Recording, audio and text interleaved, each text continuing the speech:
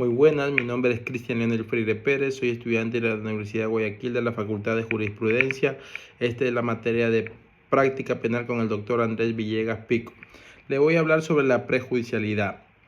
La prejudicialidad es una figura jurídica que se presenta cuando la resolución de un proceso penal depende necesariamente de lo que el primero decida el otro juez. Este puede ser civil, penal. Es decir, cuando el fiscal para formular cargos requiere previamente una sentencia o auto de un juez civil o una sentencia o auto de un juez de garantías penales. Podemos ver que hay dos tipos de prejudicialidad: prejudicialidad civil en materia penal y prejudicialidad penal en materia penal. En prejudicialidad civil en materia penal podemos hablar sobre el rapto. Cuando el raptor contrae matrimonio con la raptada, hasta que un juez civil declare la nulidad de ese matrimonio, el fiscal no podrá perseguir al acusado. Recordemos que este delito está derogado tácitamente.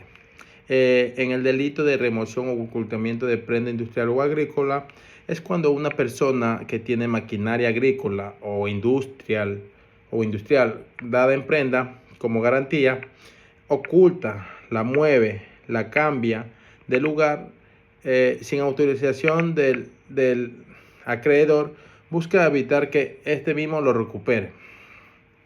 Si existe este delito, primero deberá resolverse en materia civil si existía un contrato de prenda válido o si el bien estaba realmente afectado como garantía. Y si el juez civil aún no determina si el contrato de prenda es válido, el proceso penal se suspende porque sin prenda no hay delito. Tenemos también el delito de enajenación o ocultamiento de bienes con reserva de dominio. Esto sucede cuando alguien compra un bien, por ejemplo, un vehículo a plazos, pero el vendedor mantiene la reserva de dominio, es decir, sigue siendo el dueño hasta que pague toda la totalidad del vehículo. El delito aparece cuando el comprador vende, oculta o dispone del bien sin haber pagado y sin permiso del propietario. Antes de avanzar penalmente, un juez civil debe aclarar si existía un contrato de compra y venta con reserva de dominio o si estaba inscrito correctamente. Y si el contrato es nulo o no existía la reserva de dominio, no hay delito porque la causa penal debe esperar el fallo civil. También tenemos el delito recordemos que este delito están derogados tácitamente. El delito de insolvencia fraudulenta se da cuando una persona finge no tener bienes o los esconde o los traspasa con el fin de evitar de pagar a sus acreedores.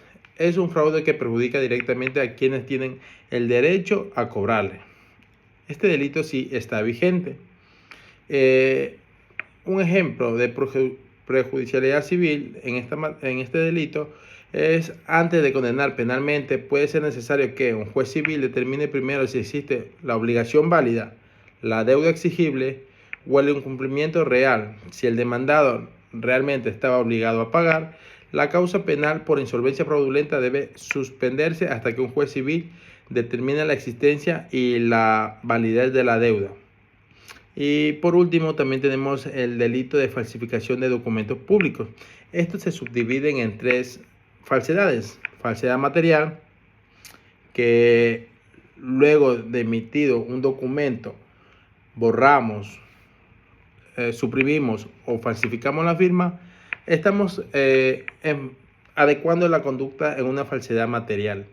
Una falsedad ideal es cuando hay dos formas, en imitación y forjamiento. La imitación es cuando un título nosotros poseemos y este mismo lo cambiamos su contenido. Por decirlo, un título de PhD, lo ponemos en materia penal, lo ponemos título de PhD en materia civil. Cambiamos su contenido.